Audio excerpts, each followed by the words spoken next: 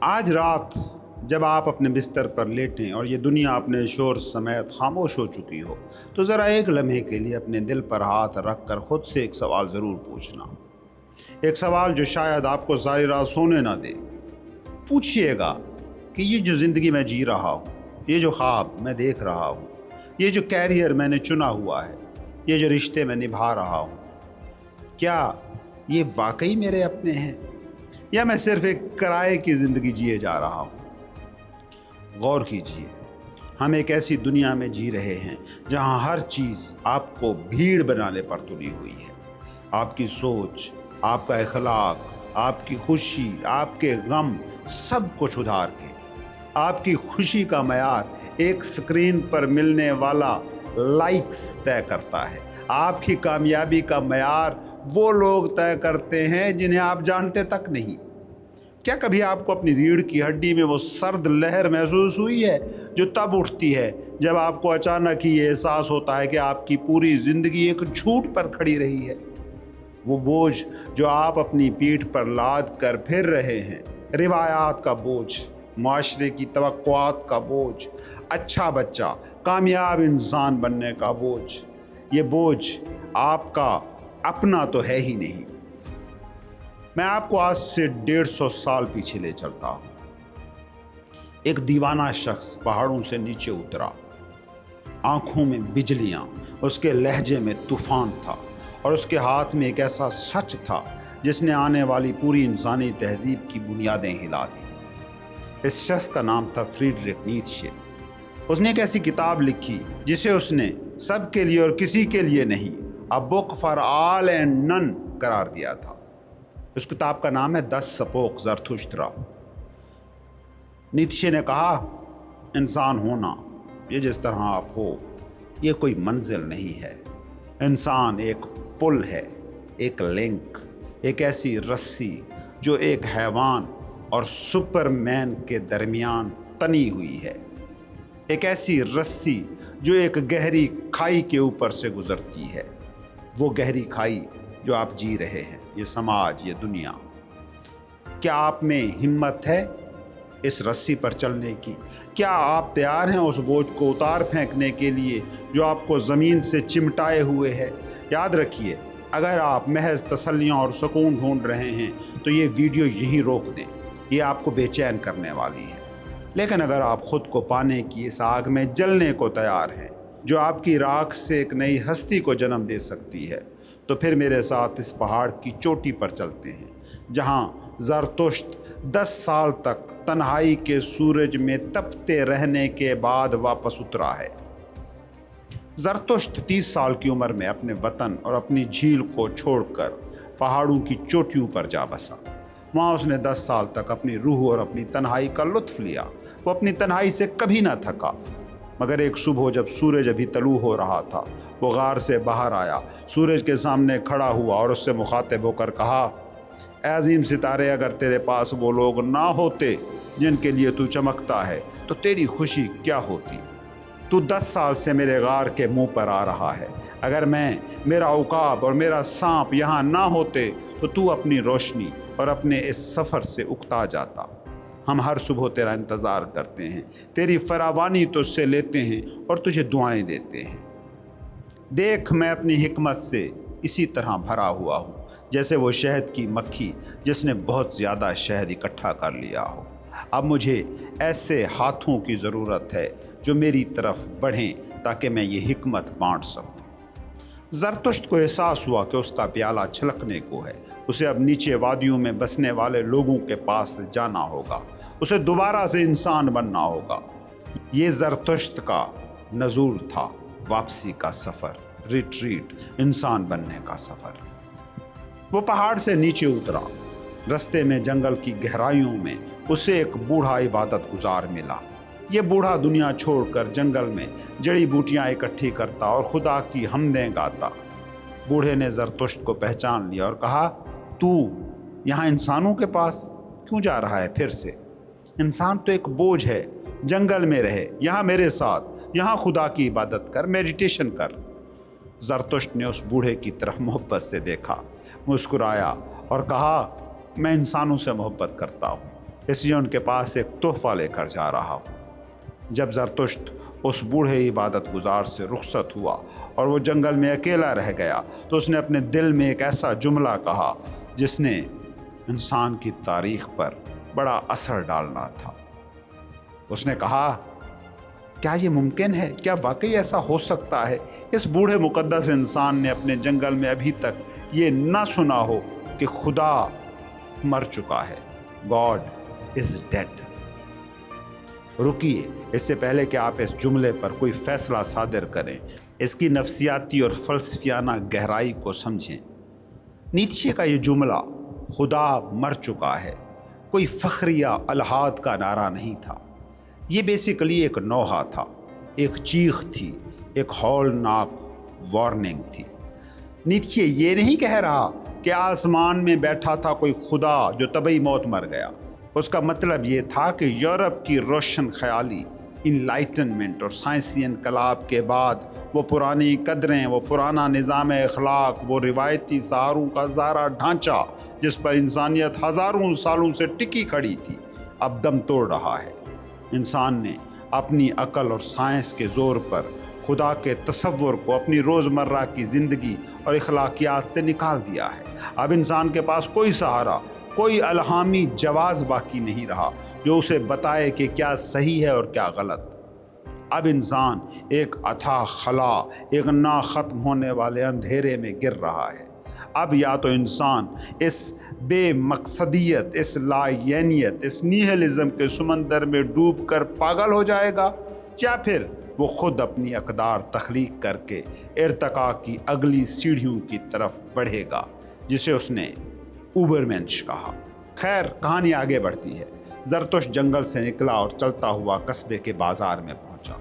وہاں ایک بہت بڑا ہجوم اکٹھا تھا، کیونکہ اعلان کیا گیا تھا کہ ایک رسی پر چلنے والا کرتب باز آج اپنا کرتب دکھائے گا۔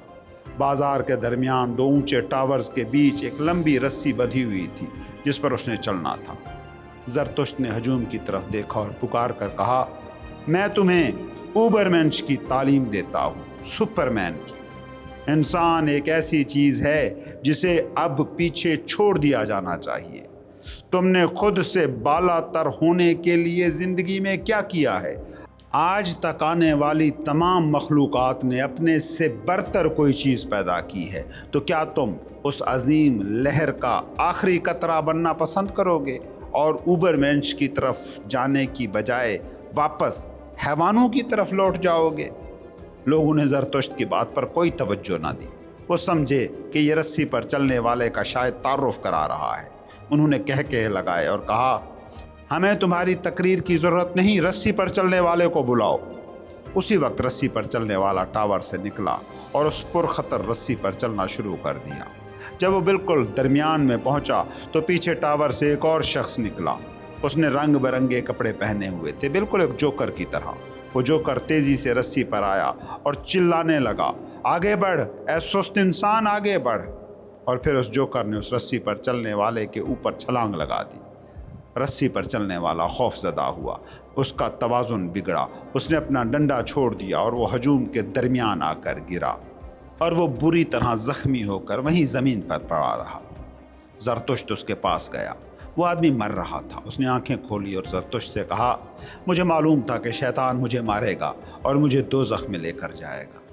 زرتشت نے اس کا ہاتھ پکڑا اور کہا، دوست، میری عزت کی قسم، نہ کوئی شیطان ہے نہ کوئی دوزخ۔ تیری روح تیرے جسم سے بھی پہلے مر جائے گی، اس لیے اب کسی چیز سے مت ڈر۔ تو نے خطرے کو اپنا پیشہ بنایا اور پیشے میں کوئی برائی نہیں ہوتی۔ اب تو اپنے پیشے کے ہاتھوں مر رہا ہے، اس لیے میں تجھے اپنے ہاتھوں سے دفناؤں گا۔ دوستو، یہ کہانی صرف ایک کرتب کی کہانی نہیں ہے۔ رسی پر چلنے والا وہ انسان ہے جو اپنے اوسط درجے کے وجود سے نکل کر عظیم بننے کی کوشش کر رہا ہے۔ وہ رسی، وہ خطرہ، وہ توازن، یہ سب انسانی ارتقاء کا سفر ہے۔ اور وہ جوکر کون ہے؟ وہ جوکر معاشرے کی وہ روایتیں ہیں، وہ عام لوگ، وہ بھیڑ، وہ کراؤڈ جو کبھی نہیں چاہتی کہ آپ بھیڑ سے آگے نکل جائیں۔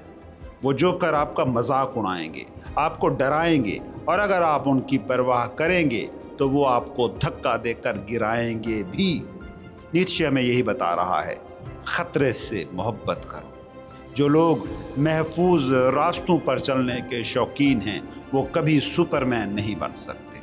انسان کی عظمت اس میں نہیں کہ وہ ایک منزل ہے، بلکہ اس کی عظمت اس میں ہے کہ وہ ایک پل ہے، ایک عبوری دور ہے، ایک کراسنگ اوور ہے اور ایک زوال ہے، ڈاؤن گوئنگ۔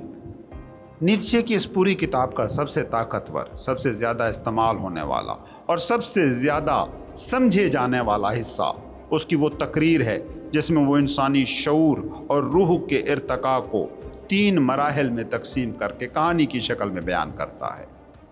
وہ بتاتا ہے کہ اگر آپ کو بھیڑ سے نکل کر اپنی حقیقت کو پانا ہے، اگر آپ کو اوبرمنش کے قریب پہنچنا ہے تو آپ کی روح کو 3 بنیادی تبدیلیوں سے گزرنا ہوگا۔ پہلا مرحلہ ہے اونٹ ہونے کا مرحلہ۔ اونٹ کیا کرتا ہے؟ اونٹ گھٹنے ٹیک دیتا ہے اور کہتا ہے مجھ پر بوجھ لا دیے۔ یہ ہے وہ انسان جس کے اندر فرما برداری ہے، جس کے اندر برداشت ہے۔ یہ معاشرے کی روایات، مذہبی احکامات، والدین کی توقعات اور نظام کے بنائے ہوئے اصولوں کا بوجھ اپنی پیٹھ پر لاد لیتا ہے۔ وہ مشکل سے مشکل بوجھ اٹھاتا ہے، دکھ برداشت کرتا ہے، قربانیاں دیتا ہے اور پھر اپنے بوجھ کے ساتھ معاشرے کے ریگستان میں دوڑتا ہے۔ ذرا سوچئے، آپ میں سے کتنے لوگ اس وقت اونٹ بنے ہوئے ہیں جو دوسروں کی خوشی کے لیے اپنی خوشیوں کا قتل کر رہے ہیں، جو اس لیے ڈگری لے رہے ہیں، اس لیے وہ نوکری کر رہے ہیں جو انہیں زہر لگتی ہے، جو اس لیے رشتے نبھا رہے ہیں کیونکہ لوگ کیا کہیں گے۔ اونٹ ہونا بری بات نہیں، یہ سفر کی شروعات ہے۔ نظم و ضبط اور بوجھ اٹھانے کی صلاحیت کے بغیر روحیں مضبوط نہیں ہوا کرتی، شعور میں ارتقاء کے فاصلے طے نہیں ہوا کرتے۔ لیکن مسئلہ یہ ہے کہ زیادہ تر لوگ ساری زندگی اونٹ ہی بنے رہتے ہیں، اونٹ کی طرح بوجھ اٹھاتے اٹھاتے مر جاتے ہیں اور دوسرا مرحلہ ان پر آتا ہی نہیں۔ دوسرا مرحلہ جو ہے شیر ہونے کا مرحلہ۔ نیچے کہتا ہے لیکن پھر یہی اونٹ اس تنہا اور گرم ریگستان کی گہرائی میں ایک جادو کا سامنا کرتا ہے جب اس کی روح بغاوت کر دیتی ہے اور شیر بن جاتی ہے۔ شیر کا کام اب بوجھ اٹھانا نہیں ہے، شیر کا کام ہے آزادی کو انجوائے کرنا، اپنے ریگستان کا، اپنے جنگل کا آپ مالک ہونا۔ وہ پرانے آقاؤں کی غلامی سے انکار کر دیتا ہے۔ اس ریگستان میں شیر کا سامنا ایک عظیم اژدہے سے ہوتا ہے۔ اس اژدہے کا نام ہے تو یہ کرے گا۔ اس اژدہے کے ہر سنہری پر ہزاروں سال پرانی اقدار، ویلیوز لکھی ہوئی ہیں جو چمکتی ہیں۔ وہ اژدہا کہتا ہے تمام چیزوں کی ویلیو پہلے ہی طے ہو چکی ہے، تمام ویلیوز، اقدار مجھ میں موجود ہیں، اب کوئی نیا نظام نہیں، اب کوئی میں چاہتا ہوں نہیں ہوگا، صرف وہی ہوگا جو یہاں لکھا ہوا ہے۔ شیر اس اژدہے کے سامنے کھڑا ہوتا ہے اور ایک مقدس نفی کرتا ہے۔ وہ دھاڑ کر کہتا ہے نہیں، اب میں وہ کروں گا جو میں چاہتا ہوں، آئی ول، یہ فکرہ نکلتا ہے اس کے منہ سے۔ شیر نئی اقدار پیدا نہیں کر سکتا، لیکن وہ پرانی قدروں کو تباہ کر کے نئی اقدار کی تخلیق کے لیے جگہ ضرور کریٹ کر سکتا ہے۔ یہ بغاوت کا مرحلہ ہوتا ہے، وہ مرحلہ جب انسان اپنے خاندان، معاشرے اور پرانی سوچ سے کٹنا شروع ہوتا ہے۔ یہ تکلیف دہ ہوتا ہے، ہونا بھی چاہیے، لیکن آزادی کے لیے یہ تکلیف ضروری ہے۔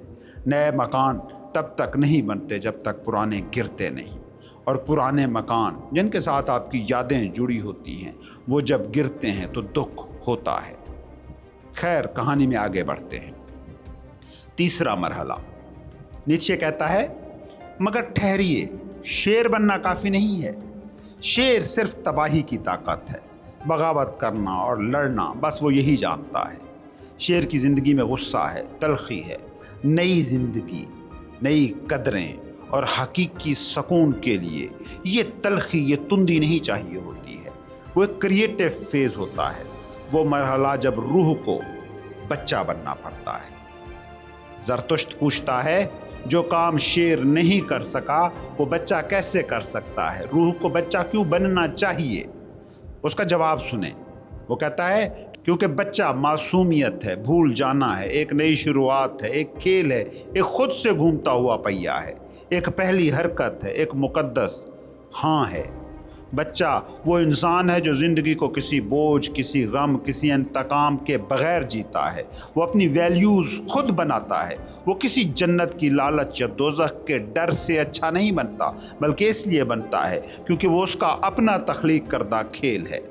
وہ حال میں موجود ہوتا ہے، وہ تخلیق کار بن جاتا ہے، پوری کریشن کا حصہ بن جاتا ہے۔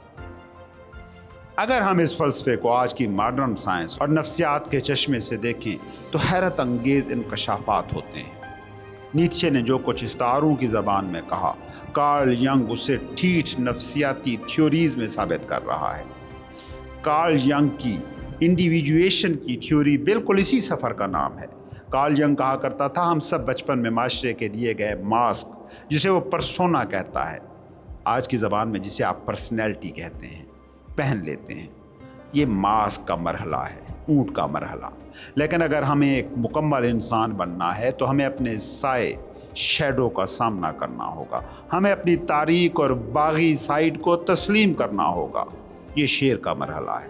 اور پھر ان دونوں کو ملا کر ہم ایک حقیقی ہستی یا سیلف کو دریافت کرتے ہیں جو معصوم اور کامل ہوتا ہے۔ یہ بچے کا مرحلہ ہے۔ نیورو سائنس کے مطابق ہمارا دماغ کم سے کم مزاحمت کے راستے، پاتھ آف لیسٹ ریزسٹنس پر چلنا پسند کرتا ہے۔ ہمارے دماغ میں نیورل پاتھ ویز بن جاتے ہیں۔ ہم وہی سوچتے ہیں، وہی کرتے ہیں جو معاشرہ ہمیں سکھاتا ہے، ہم سے کرواتا ہے، کیونکہ اس میں توانائی کم سے کم خرچ ہوتی ہے۔ بنے بنائے رستے ہیں، آپ نے بس چلنا ہے۔ ہمارا دماغی حصہ امیگڈالا ہمیں سماجی بائیکاٹ سے ڈراتا ہے۔ پرانے زمانے میں اگر آپ کو قبیلے سے نکال دیا جاتا تو آپ بھوکے مر جاتے۔ آج ہم اسی ڈر کی وجہ سے بھیڑ بنے ہوئے ہیں، یا کہہ لیں بھیڑ بنے ہوئے ہیں۔ اونٹ بننا آسان ہے، دماغ کو محنت نہیں کرنی، آرڈرز کو فالو کرنا ہے۔ لیکن شیر بننے کے لیے، بغاوت کرنے کے لیے دماغ کو ان بنے بنائے راستوں کو توڑنا پڑتا ہے، جسے ہم نیورو پلاسٹیسٹی کہتے ہیں۔ نئے راستے بنانا جسمانی اور ذہنی طور پر تکلیف دہ ضرور ہوتا ہے۔ اسی لیے 99% لوگ کبھی اونٹ کے مرحلے سے آگے ہی نہیں بڑھ پاتے۔ وہ کبھی شیر کی طرح دھاڑ نہیں پاتے، اور جو شیر بن جاتے ہیں وہ اکثر اسی تلخی میں مر جاتے ہیں۔ وہ باغی ہی مر جاتے ہیں۔ وہ کریٹو فیز میں داخل ہی نہیں ہوتے، بچہ فیز میں داخل ہی نہیں ہوتے۔ بہت کم، انتہائی کم لوگ بچے کی اس معراج تک پہنچتے ہیں جہاں زندگی ایک خوبصورت رقص بن جاتی ہے۔ کریٹو فیز، جہاں سے نئے معاشرے اور نئے انسان کا جنم ہوتا ہے۔ زرتشت اپنے سفر میں ہمیں ایک اور خطرناک قسم کے انسان سے بھی خبردار کرتا ہے۔ وہ انہیں کہتا ہے ٹیرنٹولاز، یعنی زہریلی مکھیاں یا زہریلی مکڑیاں۔ یہ کون لوگ ہیں؟ زرتشت کہتا ہے دیکھو، یہ زہریلی مکڑیوں کا، ٹیرنٹولاز کا غار ہے۔ کیا تم اسے دیکھنا چاہتے ہو؟ یہ مساوات اور انصاف کے نام پر اپنا زہر پھیلاتا ہے۔ یہ وہ لوگ ہیں جو معاشرے میں ہر وقت برابری، ایکویلٹی کی بات کرتے ہیں۔ وہ کہتے ہیں کوئی انسان دوسرے سے بڑا یا بہتر نہیں ہے۔ بظاہر یہ بات سننے میں بڑی خوبصورت ہے، لیکن نیتشے اس کی نفسیاتی سرجری کرتا ہے۔ وہ کہتا ہے کہ ان مساوات کے پرچارکوں کے دل میں دراصل انتقام اور حسد بھرا ہوا ہے۔ یہ وہ لوگ ہیں جو خود تو کچھ عظیم تخلیق کر نہیں سکتے، اس لیے یہ چاہتے ہیں کہ جو لوگ عظیم ہیں، جو لوگ محنت کرتے ہیں، انہیں کھینچ کر اپنے لیول پر زمین پر گرایا جائے۔ ان کا انصاف کا نعرہ دراصل ان کی کمزوری کی پیداوار ہے۔ وہ دوسروں کو بھی اپنے جیسا اوسط درجے کا بنانا چاہتے ہیں، میڈیوکر۔ آج کے دور کو دیکھیے، modern cancel culture, social media پر ہر وقت تنقید کرنے والے، ہر کامیاب شخص کی ٹانگ کھینچنے والے، ہر کامیاب معاشرے پر انگلیاں اٹھانے والے، اور خود کو ہمیشہ مظلوم ثابت کرنے والے، وکٹم ہوڈ مینٹیلٹی، یہ سب نیتشے کے بتائے ہوئے ٹیرنٹولاز ہیں۔ یہ آپ کو ڈس کر آپ کے اندر بھی مایوسی اور حسد کا زہر بھرنا چاہتے ہیں۔ نیتشے کا زرتشت کہتا ہے ان سے دور رہنا، انسان برابر نہیں ہیں، اگر وہ برابر ہو گئے تو ارتقا رک جائے گا۔ یہاں ہم نیتشے کے ایک اور انتہائی غلط سمجھے جانے والے تصور کی طرف آتے ہیں۔ یہ ہے ول ٹو پاور۔ ہٹلر اور نازیوں نے نیتشے کے اس تصور کو توڑ مروڑ کر پیش کیا اور اسے سیاسی طاقت، جنگ اور دوسری قوموں پر غلبہ پانے کے لیے استعمال کیا۔ لیکن نیتشے کا مطلب کیا یہی تھا؟ یہ سوال ابھی تک جواب طلب ہے۔ نیتشے سے پہلے ایک اور جرمن فلسفی تھا، شوپنہاور، جس کا ماننا تھا کہ زندگی کی بنیادی ڈرائیور، موٹیویشن، ول ٹو لیو، زندہ رہنے کی خواہش ہے۔ انسان صرف زندہ رہنا چاہتا ہے اور دکھوں سے بچنا چاہتا ہے۔ نیتشے نے اسے مسترد کر دیا۔ اس نے کہا نہیں، زندہ تو درخت بھی ہے، زندہ تو جانور بھی ہے، کتا بھی ہے، بلی بھی ہے۔ انسان کا مقصد صرف سانسیں گننا اور سیکیور، محفوظ زندگی گزارنا کیسے ہو سکتا ہے؟ کائنات کی بنیادی ڈرائیو ول ٹو پاور ہے، ارادہ طاقت۔ لیکن یہ طاقت دوسروں پر حکمرانی کرنے کی طاقت نہیں ہے، بلکہ خود پر حکمرانی کرنے کی طاقت ہے، سیلف ماسٹری۔ یہ اپنے اندر کے جانور کو کنٹرول کرنے، اپنی خواہشات کو ایک سمت دینے اور خود کو ہر روز پچھلے دن سے بہتر بنانے کی طاقت ہے۔ ول ٹو پاور وہ تخلیقی ٹول ہے، وہ تخلیقی آگ ہے جو ایک موسیقار کو دھن بنانے پر، ایک سائنٹسٹ کو ایجاد کرنے پر، ایک فلسفی کو سچ کھوجنے پر مجبور کرتی ہے۔ اگر آپ اپنے غصے، اپنی ہوس اور اپنی سستی کو فتح کر لیتے ہیں تو آپ نے ول ٹو پاور کو پا لیا۔ جو لوگ خود پر قابو نہیں پا سکتے، وہی دوسروں پر ظلم کر کے اپنی طاقت کا جھوٹا اظہار کرتے رہتے ہیں۔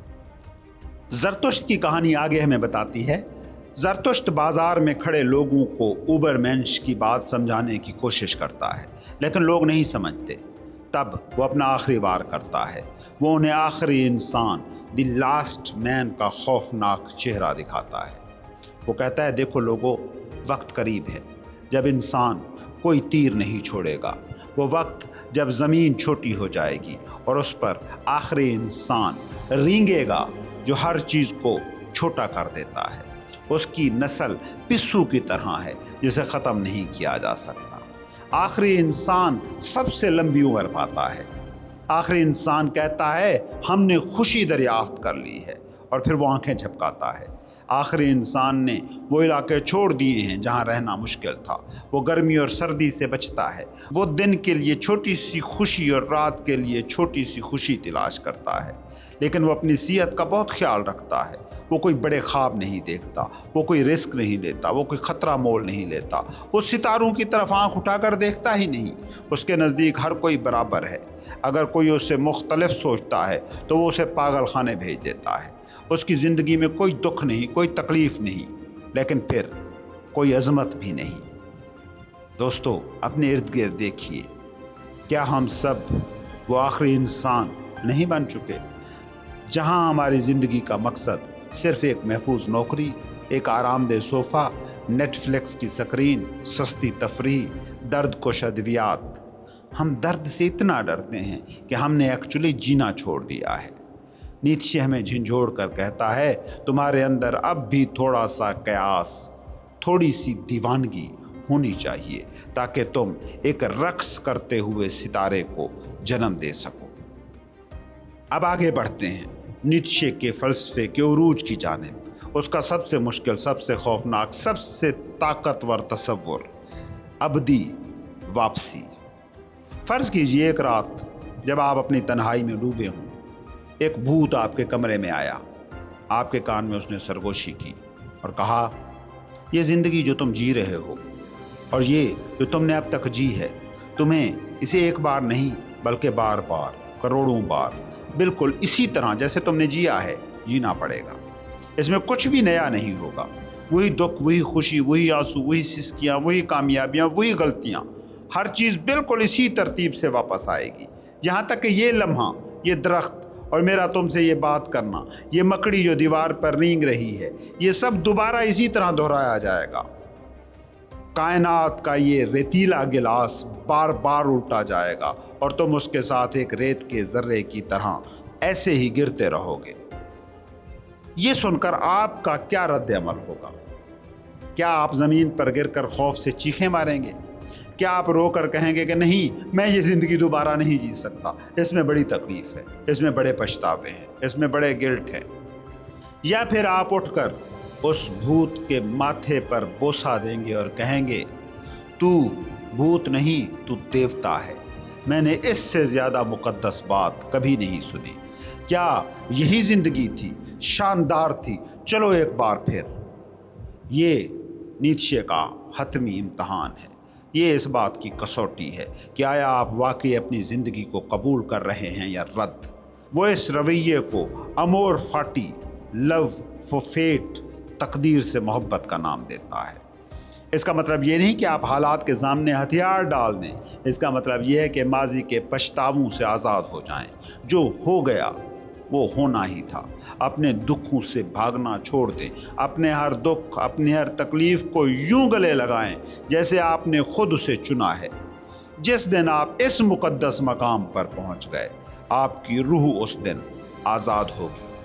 زرتشت اپنی کتاب کے آخر میں برسوں کی تعلیم کے بعد اپنے شاگردوں کو جمع کرتا ہے اور کہتا ہے، دیکھو اب میں اکیلا جا رہا ہوں، میرے شاگردو تم بھی اب اکیلے چلے جاؤ، میں یہی چاہتا ہوں، مجھ سے بچو۔ زرتشت کی باتوں پر آنکھ بند کر کے یقین نہ کرو، شاید میں نے تمہیں دھوکہ دیا ہے۔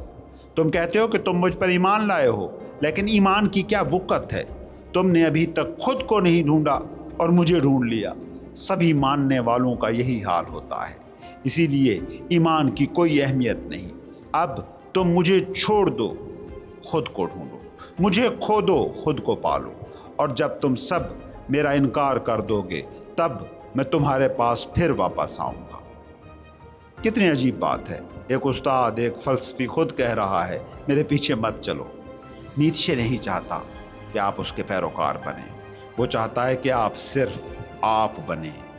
وہ کہتا ہے میرے سے میرا راستہ مت پوچھو، میرا راستہ میرا ہے، تمہارا راستہ تمہارا ہے، اور راستہ نام کی کوئی چیز کائنات میں نہیں ہوتی، صرف سفر ہوتا ہے، پرسنل سفر۔ دوستو، ہم نے آج اس ویڈیو کے ذریعے زرتشت کے غار سے لے کر تاریک جنگل، رسی پر چلنے والے تماشائی، روح کے ریگستان اور ابدی واپسی کے جہنم تک کا سفر طے کیا۔ ایلان مسک سے لے کر نفسیات دان کارل ینگ تک، ہر وہ شخص جس نے تاریخ میں کچھ بڑا کیا، اس نے نیتشے کے ان الفاظ سے آگ حاصل کی ہے۔ یہ کوئی فرسودہ فلسفہ نہیں، یہ آج کے جدید انسان کے زخموں کا مرہم ہے۔ اب جب ہماری یہ بات ختم ہو رہی ہے تو ایک بات میں کہنا چاہوں گا، تھوڑی دیر کے لیے آئینے کے سامنے کھڑے ہوں، اپنی آنکھوں میں جھانکیں اور دیکھیں، کیا وہاں آپ کو ایک اونٹ نظر آ رہا ہے جو معاشرے کا بوجھ اٹھاتے اٹھاتے تھک رہا ہے؟ کیا وہاں کوئی زخمی شیر ہے جو زنجیریں توڑنے کے لیے تڑپ رہا ہے، جس کے روئیں روئیں میں بغاوت جھلک رہی ہے؟ یا پھر وہاں کوئی بچہ کھڑا مسکرا رہا ہے جو اپنی مرضی کا کھیل کھیلنا چاہتا ہے، جو نئی تخلیق کرنا چاہتا ہے، جو نئی دنیا بسانا چاہتا ہے؟ یاد رکھیے، آپ ایک رسی پر ہیں، نیچے بہت گہری کھائی ہے، قدم سنبھال کر رکھیے گا، خطروں سے مت گھبرائیں، گرنے سے ڈریں مت، کیونکہ رک جانا اور آخری انسان بن کر جینا گرنے سے کہیں زیادہ بڑی موت ہے۔